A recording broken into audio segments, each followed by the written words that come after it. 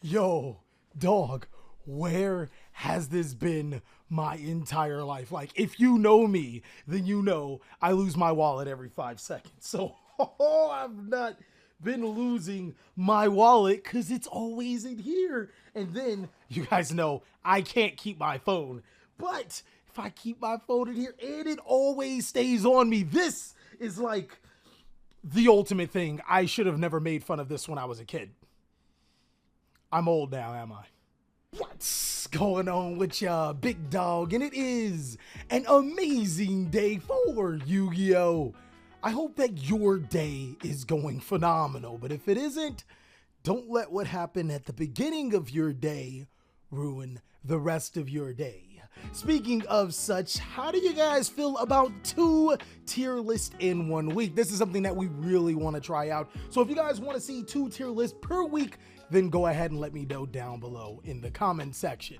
This time around, I'm actually going to be fulfilling my promise from a couple of weeks ago. It was actually mentioned in a couple of tier lists that I should make a board breakers tier list. Now, I do think that this is the perfect time because the new set, Legendary Duelist, Duelist Abyss, does reprint one of the most powerful board breaking cards in Yu-Gi-Oh!, making it a lot more accessible. And this is huge for budget players or players just looking for another opportunity to be able to get this card, as it does have meta implications. So today I'm going to be doing a throwback like the fanny pack and the dad hat, I guess. I'm going to be going over all of the board breakers in Yu-Gi-Oh! And ranking them where is the most effective against this Yu-Gi-Oh! Format to the, oh no, what are you doing, baby? So without further ado, let's go ahead and jump on in. Moving on into the tier list, I wanted to find what is a board breaker Yu-Gi-Oh! Card. For the people that don't know, a board breaker Yu-Gi-Oh! Card is a card that is used to obviously be able to help beat your opponent's board. Now, sometimes this can be destroying all your opponent's monsters, spells, or traps, or this could be simply eliminating the threat of your opponent being able to disrupt you.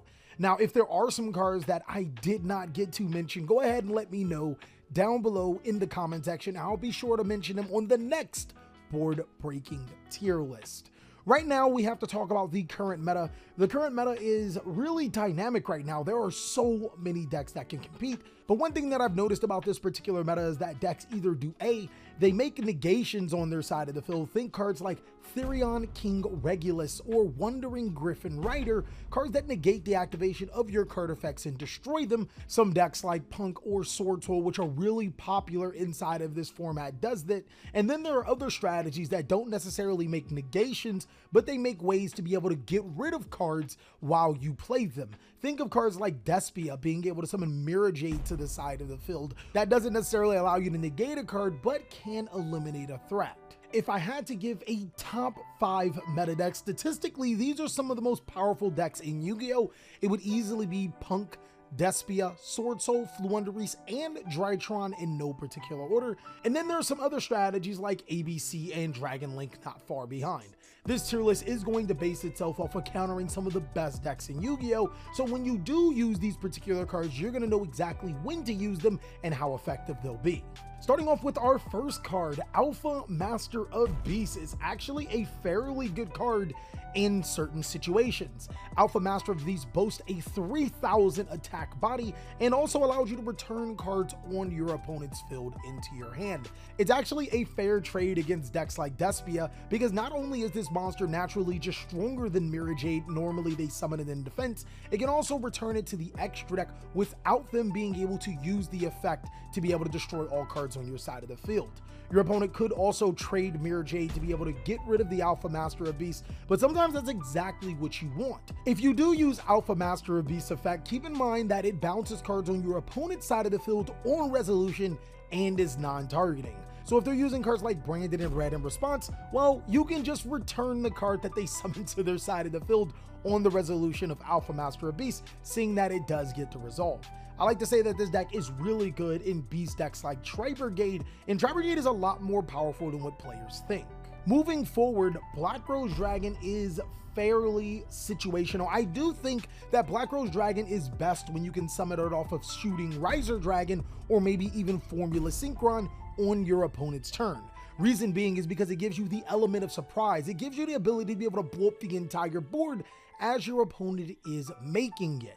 But with that being said, being able to just summon out a Black Rose Dragon while your opponent has their full board, it's not necessarily going to work as well as you wanted. Reason being is that normally when you summon tutor monsters and non-tutor monsters, your opponent may be looking at you a little crazy, like, yeah, I don't think I'm gonna let you do all that. And then secondly, just negating the Black Rose Dragon's effect could be fairly effective at, you using Black Rose Dragon's effect. I feel that Change of Heart is actually another situational Yu-Gi-Oh card, and this just might be a Yu-Gi-Oh hot take, guys. You guys know what to do with those. Post down below in the comment section if I'm wrong about my Yu-Gi-Oh hot take, but allow me to explain Change of Heart in cards like Change of Heart. Yes, if you are playing a deck that is applicable, that means you have to have space inside of your extra deck to accommodate taking your opponent's monster, because we're not in 2002 anymore. Taking any monster doesn't mean the whole world. For example, if I'm playing a SWORDSOUL deck and I take my opponent's Despia monster, maybe their Mirror Jade, it doesn't do anything for me unless I'm attacking for game. Now, if I'm playing a deck that plays generic Link monsters, then maybe taking an opponent's monster will be a lot better, and that's where Change of Heart becomes a very situational Yu-Gi-Oh card. Your deck needs to be able to accommodate the spell effect of Change of Heart appropriately. I wouldn't just go around splashing this card in any deck just because you did it back in 2002 when you were around 6 years old. Moving forward, Cosmic Cyclone I actually think is another situational Yu-Gi-Oh card. I think that there are far better cards in the Yu-Gi-Oh format than Cosmic Cyclone, and allow me to explain. Outside of Outledge cards, which aren't listed as our top 5 meta decks, we're not going to count them right now, this card is fairly mediocre. Paying 1,000 life points to banish one of your opponent's cards, more often than not where you didn't need to banish the opponent's card. I mean, there are better options to get rid of the opponent's card without paying that 1,000 life points. Now, sometimes players do say life points don't matter, and most of the time they don't matter. But when you come into time and you could be playing another card that doesn't cost you 1,000 life points and gets rid of the threat all the same, it's pretty much the exact same thing. I don't think that Cosmic Cyclone is a bad Yu-Gi-Oh card, but right now, there aren't enough spell and trap cards that we need banished over just regularly destroying them.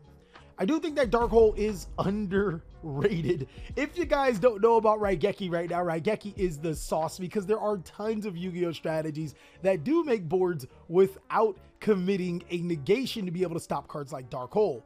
One thing that I want you to think of is SWORDSOUL. A lot of strategies do not make BARONNE the FLEUR in their opening turn. They want to draw a million cards, and cards like Dark Hole is an easy problem solver. Bonus points if your strategy benefits from Dark Hole getting cards destroyed. Cards like if you're playing the dinosaur deck, destroying your own BABYCERASAURUS to trigger its effect. That would be magnifico. This is also really good against FLEUR. I can't even tell you how ridiculous Dark Hole is against FLEUR. They do not like board wipes. On the flip side, Dark Ruler No More is just a flat out good Yu-Gi-Oh card against 90% of the meta decks. So a lot of decks do like to build their board, and what they have is what they have. Now, there are some outliers. There is FLEUR that can summon additional monsters that won't be affected by Dark Ruler No More. Of course, we don't want to play it against them. And then there's the Despia strategy, which if you're using Dark Ruler No More against their Mirror Jade, a lot of times they can fuse it off, bring it right back, and it's a fresh new card unaffected by Dark Ruler No More, and you can't inflict damage. But there are other strategies in Yu-Gi-Oh! Like I said before, the Rocket Dragon Link strategy, this card is fairly effective against them. And then there's also SWORDSOUL, Drytron, and of course the Punk strategy, where Dark Ruler No More reigns supreme. This is a card that a lot of players have been main decking inside of FLEUR decks because it does solve a lot of problems. I think that Dino Wrestler Pankratops is fairly situational, actually. There's been a lot of players not playing Dino Wrestler Pankratops, kind of forgetting this card ever existed, and there's a pretty big reason why. Dino Wrestler Pankratops does boast a 2,600 attack points and can get rid of one card on the field, but sometimes being able to trade 1 for 1 isn't enough. Unlike Alpha Master of the Beast, which can threaten you to trade multiple cards for multiple cards, or being able to bounce itself to the side of the field and provide a 3,000 body, which can handle so many other cards in Yu-Gi-Oh! Pankratops can't handle Mirror Jade in the attack position and other monsters alike, and of course has to trade itself from the field to the graveyard, which you wouldn't be able to summon it or reuse it in later turns, just to be able to destroy a card, which a lot of times can be chainable. Dino Wrestler Pankratops excels in the right strategies and in the correct sideboards, but unless you have a god fear of cards like Anti-Spell Fragrance, this is probably better regulated off to not being inside of your main board or your sideboard. Divine Arsenal AA Zeus is also another one in those really weird spots, because there aren't a lot of non-active cards in Yu-Gi-Oh right now. What I mean by non-active Yu-Gi-Oh cards is that a lot of monster boards actually stop monsters on the field. So Divine Arsenal AA Zeus is gonna have to really get its value after being able to eliminate those cards when they've already exhausted their effects or can't activate their effects. With that being said, Divine Arsenal AA Zeus would probably need to be paired up with a card like Dark Ruler No More, but then you could probably just play regular Yu-Gi-Oh with the Dark Ruler No More. I'm not saying that if your deck can make Zeus, don't play Zeus, but you have to understand the implications behind Divine Arsenal AA Zeus right now. He's not breaking boards on his own, which means that he's a fairly situational card because he does need a helpmate to help you break boards. Now, me and my homegirl Kana, we go back and forth over this card. I think it's completely trash, but she has put out some really good points, so I'm gonna kind of put it in the good card category. I think it's situational.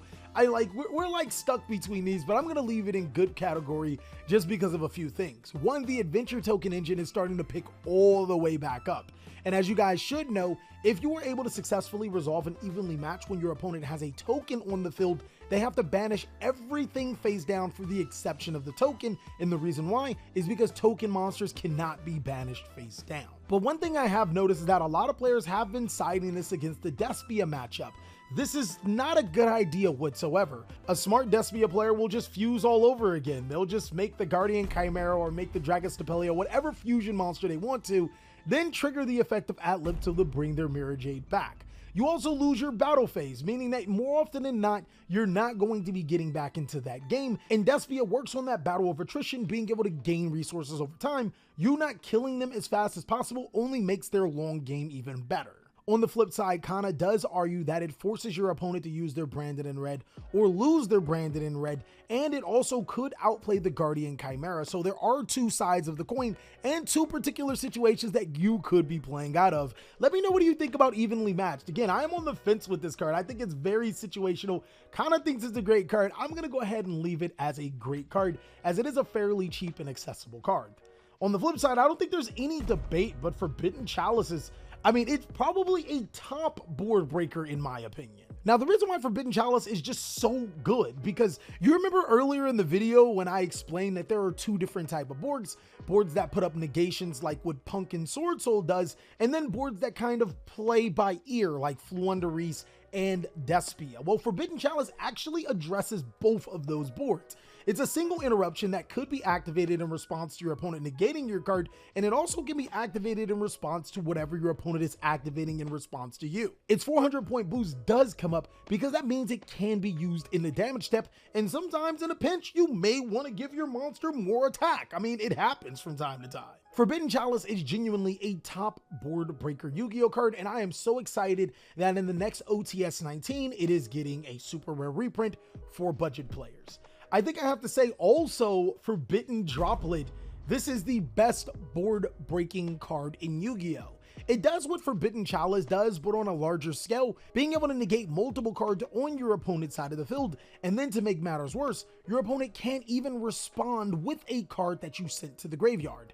So sending a monster through the effect of Forbidden Droplet is perfecto. Your opponent won't be able to use cards like Therion King Regulus to negate it. Forbidden Droplet is also deadly with cards that don't need to be face up on the field in order to resolve their effects. Take, for example, sending a card like Pot of Desires to the graveyard through Forbidden Chalice gives you another free interaction, because you were probably going to send a monster in your hand or something like that as well. It's going to give you two forms of disruptions and bonus points if your opponent wanted to stop the card in the very beginning.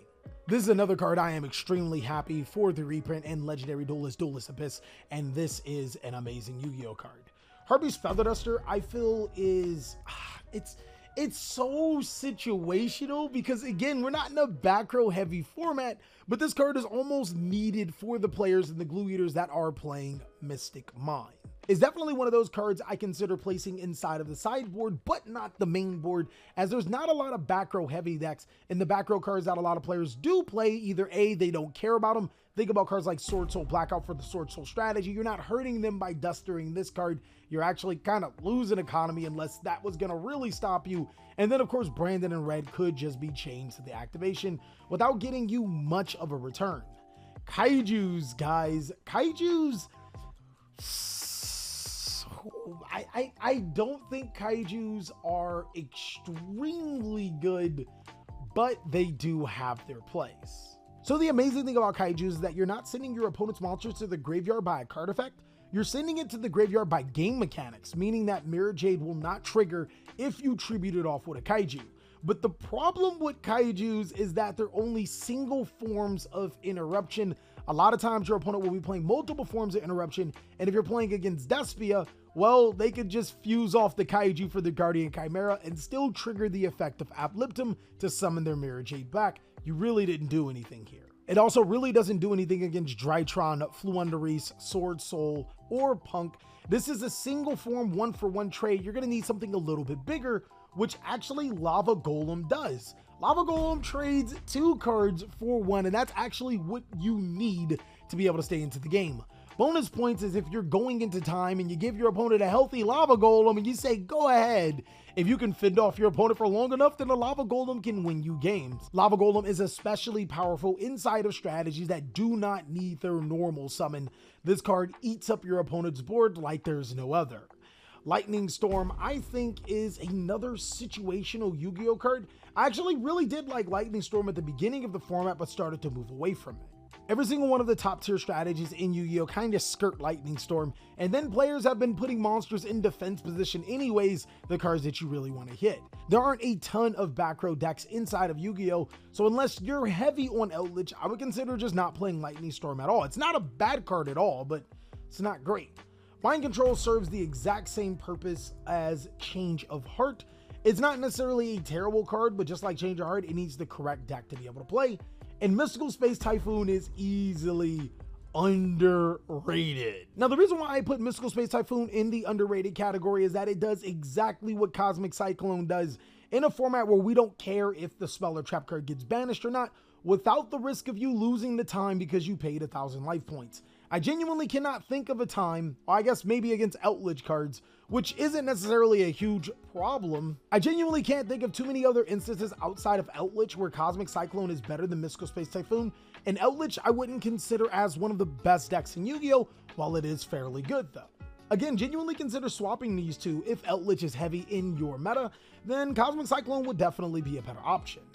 Mystical Space Typhoon, or Mystical Space Typhoon, Mystic Mine, I feel is a top board breaking Yu-Gi-Oh card. Even now, players are hip to the particular strategy. The reason why Mystic Mine is just so freaking powerful is because, again, there's not a lot of back row heavy decks, meaning that there's not a lot of main boarded back row destruction. Main boarding Mystic Mine is not a bad answer to like 90% of the decks inside of the meta. And the only thing that I genuinely want you to put on notice is Floowandereeze does have an out to it. There are Floowandereeze and Unexplored Winds. I believe that the card allows you to tribute cards on your opponent's side of the field, and it can tribute off the Mystic Mine. But other than that, Mystic Mine is pretty good to go against every single top strategy. It gives you the recovery time to be able to break your opponent's board, or if you have more cards than your opponent, I mean, I guess you could do that. Night Beam is Arby's tier. Night Beam. So Night Beam isn't bad, and shout out to my boy Doug Z for using it. But there's like some genuine problems with our Night Beam we need to talk about.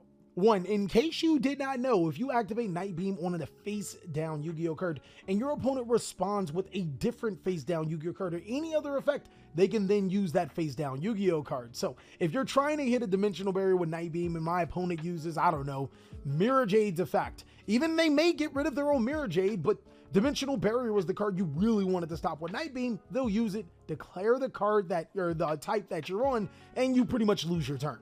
That is easily one of the biggest problems with Night Beam. The next biggest problem with Night Beam is that it can't destroy Mystic Mine. It only can destroy face downs. Mystic Mind's not a face down. Again, I do think that Night Beam is a very interesting tech, but I don't see it catching steam, especially once players start to notice that Night Beam's in the meta. They'll just play around it. It's not great. RAIGEKI, easily a god Yu-Gi-Oh card right now. Floowandereeze, SWORDSOUL, they all kind of fear this card because with RAIGEKI, unlike Lightning Storm, you can actually have cards on your side of the field. You can force them to use certain cards, like forcing their Floowandereeze trap card to be able to summon an additional times, or their Floowandereeze map to summon additional times, and then you just RAIGEKI their entire board. RAIGEKI is easily one of the most powerful cards in Yu-Gi-Oh and can force so many spell and trap cards to be used. Red Reboot is a top board-breaking Yu-Gi-Oh card. Now, some of the most powerful cards in Yu-Gi-Oh right now are trap cards, and while players aren't playing trap-heavy decks, there's still cards like Dimensional Barrier running around, which can prevent you from summoning your Pendulum, Synchro, Exceed, or Fusions. And then, of course, there's Anti-Spell Fragrance for those spell-heavy decks. This is almost a must-side for those particular situations, and be mindful of cards like Rivalry of the Warlords and GOZEN match. And then, of course, there's the ever so most hated trap card in Skill Drain. This is almost a must-play no matter what the situation is, because even though the opponent may not be playing a ton of traps, they will side those power trap cards to ruin your day. Super Polymerization is a good card. Super Polymerization can't just be played to break opponents' boards anymore. No. Super Polymerization excels inside of decks that need or that already have the fusion requirements. Think of Invoke, that have the Invoke fusion monsters that require Earth, Wind, Fire, Water, Dark, Light, all of them. Think of Despia, which require Lights and Darks, which are huge inside of this format. Strictly because Lights and Darks are very huge inside of this format, Super Polymerization is definitely a good card. Tingye Spirit Vishuddha is literally a top board breaker. Now, there is a caveat to Tingye Spirit Vishuddha being a top board breaker Yu-Gi-Oh card. You have to play a bigger Tingye engine, which is almost exclusive to SWORDSOUL. Now, in the competitive scene, it may almost be exclusive to SWORDSOUL, allow me to rephrase that, but other decks can play the Tingye engine. Now, the reason why is because special summoning Vishuddha is like one of the biggest threats to so many strategies in Yu-Gi-Oh! Because you turn the Vishuddha into a Monk of a Tingye, and then you can activate Vishuddha's effect to get rid of your opponent's cards, which means that they have to use it on your Tingye monsters. That's one less disruption that you have to worry about. 9 times out of 10, your opponent has to get rid of your Vishuddha. And if you're playing the correct deck, that can feel so much better, as you don't have to worry about those disruptions on your actual cards. Torrential Tribute is RB's tier right now. It's just really slow. By the time you're going to be able to resolve a Torrential Tribute, your opponent is either going to have enough cards to just blow past Torrential Tribute or just straight up negate it or play around it.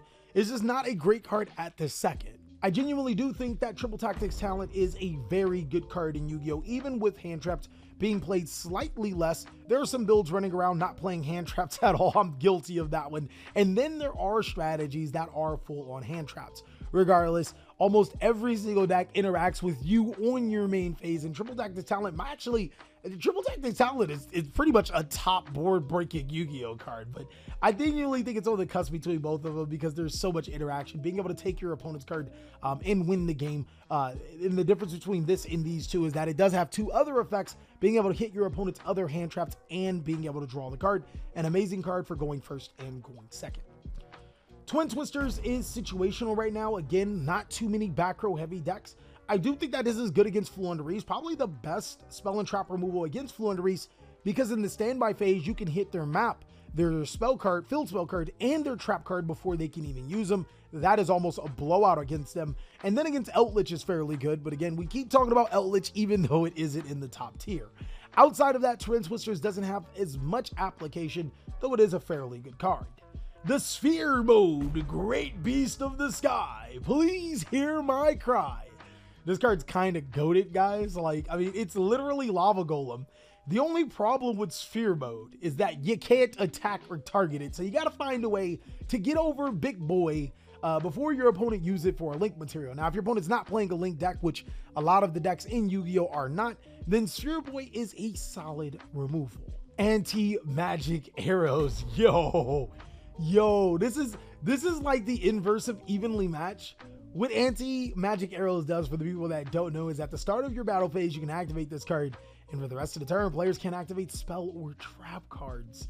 It's the bee's knees. Also, to make the situation worse, Anti-magic arrows cannot be negated. So if you want to give up your battle phase and don't need your spell and trap cards, or maybe you've already exhausted them all, this could literally shut out some of your opponent's best board ending cards. Think Branded in red, think they probably already used their Fluendery trap card by then, but think so many other cards in Yu-Gi-Oh that you can just completely turn off so you can start to break your opponent's board. Now, I do put it as underrated, though it is a fairly situational card, and the reason because I wanted to bring a little spotlight to this card as it's pretty good in the right situation. It's a complete turn off of your opponent's cards. Lastly is Cells Ban. Cells Ban is dummy underrated, guys. Using this in declaring Mirror Jade or Guardian Chimera against Despia, virtuoso. Using this against a SWORDSOUL strategy and declaring whatever you're scared of in that particular situation, virtuoso. Using it against Drytron and their funky inboards sometimes can be virtuoso. This card has so many amazing applications, and some players are like, yo, there are two problems with this. First of all, why isn't Prohibition better? Well, Prohibition is a continuous spell card that can be interacted with. Secondly, a lot of times what you're calling with Cells Ban, either A, you don't care because you're going to win the game right now. Like, think of declaring a card like Ash Blossom. You know that you're extremely weak to an Ash Blossom. Use this card, declare the Ash Blossom, and then win the game, so it doesn't really even matter. Or B, you're declaring cards that never existed in your deck. I mean, I don't know about you, but I don't play Formula Synchron inside of my deck if I'm not playing a Synchro deck or Cockley Fibrates. Cells Ban can be a legitimate answer to some of your biggest problems in Yu-Gi-Oh!, and I think it's genuinely underrated. And that is all that we have for the board breaking tier list. I want you to let me know, do you like 2 tier lists a week? Are there some other cards that I missed? Regardless, we might make some CaliEffect exclusive, I don't want to call them fanny packs, we're going to call them Cali bags, you know, chest plates or something like that. I don't know, make me feel better. But you could also go ahead and check out these videos for more content, as I'll catch you on the next one.